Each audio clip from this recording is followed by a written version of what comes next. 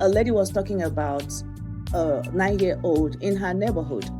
That nine-year-old girl that was being abused, sexually abused in her own home, with her father there, her parents there, but they didn't know that this girl was being abused.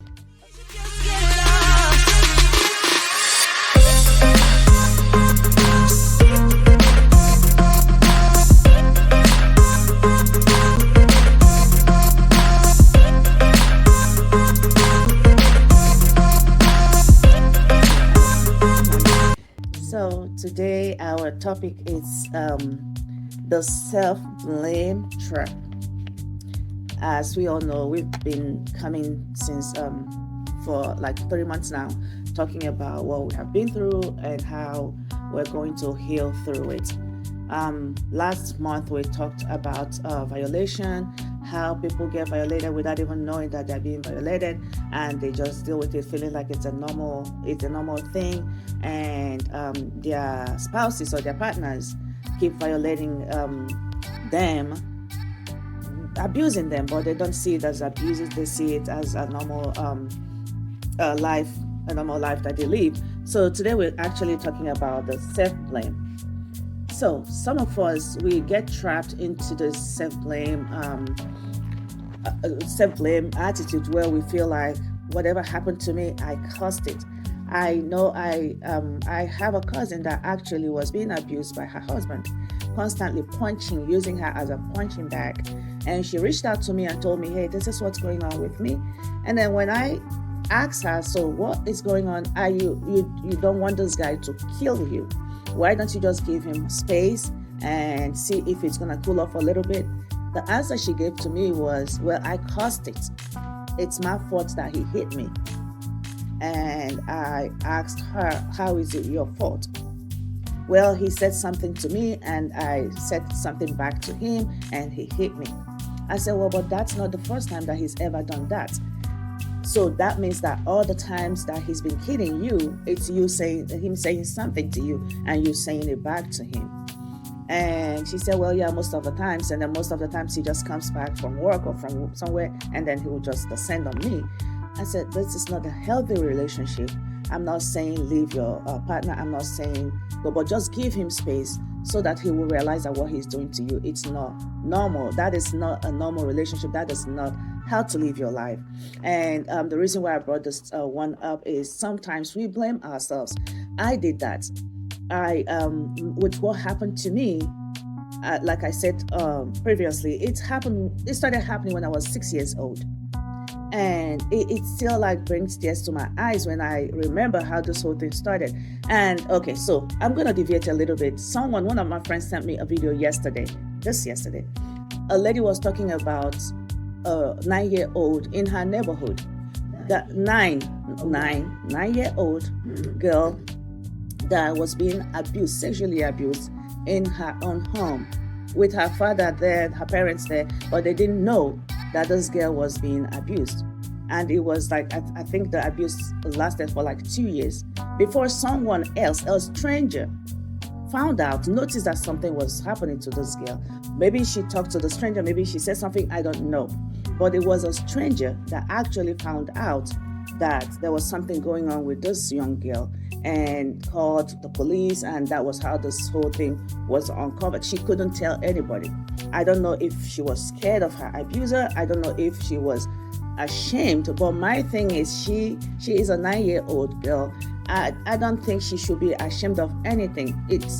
She didn't cause anything. But this brings us back to our topic, the self-blame. If I didn't talk to the girl, I only saw the video. But believe me, if you go to ask this little girl what had happened, I promise you, she will find a way to blame herself for what had happened to her. Because that's what a lot of us do. I don't know if it's like a way of comforting ourselves so that we don't feel the weight of what had happened. I just don't know, because I did it too. I was 6 years old when this whole thing started. And then when I became a little matured, I think about 8 or something, when I think about it, I feel like, well, I think I must have caused it. A 6-year-old, when you dress up You don't even think about. I remember dressing up like I wear my little dress, yes, but it's basically a blouse because it's like this shirt. Yes. But I mean, I'm a child. That's what I wear. So I started blaming myself, maybe because I wore something like that. That was why he did that. And I'm just here to say that we shouldn't blame ourselves because, first of all, being a 6-year-old, I didn't know what's going on around me. I'm just a free child doing what other children were doing. And then this, I'm going to call him a monster, looked at this innocent 6-year-old and feel like, yeah, I can take advantage of this child. We shouldn't. I'm just here to say that don't blame yourself for whatever happened, whether it is sexually or physically, emotionally, mentally, whatever kind of abuse you have been through. Don't blame yourself, because sometimes we sit down and blame ourselves, and that is why a lot of people that have been through abuses, they go through depression, some of them commit suicide because they keep blaming themselves for what had happened to them. Some people blame God. In my situation, yeah, I blamed myself, but I blamed God too, because I looked at it like, hey, I'm a child of God. I grew up in church serving God, doing that. Why would he close his eyes and let this person do this? And then this person did it, and it's like he opened the door for other ones to come in and take advantage. So I blamed a lot of people, but the truth about it is, it's not my fault. It's not your fault. It's not your fault. We all sit and blame ourselves, but we shouldn't be doing that. We shouldn't be. If we should blame anybody, it should be those people that are taking advantage. I don't know if you remember, I was telling you another video that someone sent to me too, because since I started this program, it's like whenever anybody sees anything, they send it to me. Yeah. And it was a 14-year-old. Her mother sent her to go deliver something to her uncle, her mother's brother. And then she went to give whatever they gave to her uncle, a trusted uncle, not like a stranger. Not a stranger, not a neighbor, a trusted uncle, a blood relation. And this full-grown man grabbed this little girl and raped her. A child, 14-year-old. It's really like upsetting that nobody is doing it. And I don't know what kind of demon that is possessing all those people that are doing this. They don't have conscience. And that is why that we shouldn't blame ourselves for what had happened to us. Let's say, for example, the 14-year-old, she was just going on an errand, which could be like it's been happening. Like mom would tell her, hey, go give this to uncle, not knowing that uncle has been planning on a good day that he's going to do his evil deed. It's just terrible.